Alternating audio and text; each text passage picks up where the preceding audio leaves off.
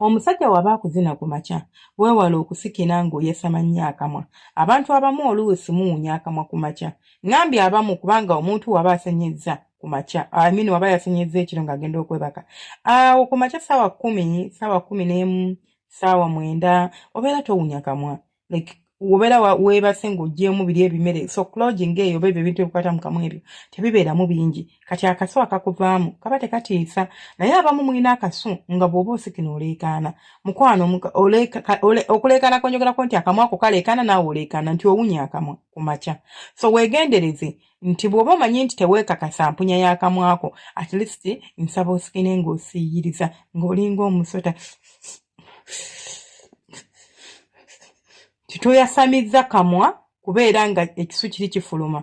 Osobola okusikinirako mu nnyindo. Osobola okusikinirako mu nga osikina naye ng'akamwa tokaasamizza nnyo ng'osikina mpola mpola. Maybe oyita linnya, maybe omuwaana, maybe okola otya. Kyonna kyonna kyekiri naye nga toleekaana, toyasamizza kamwa. Kuba n'okuleekaana ennyo oluusi ku makya abaami baffe munnange tebakwagala.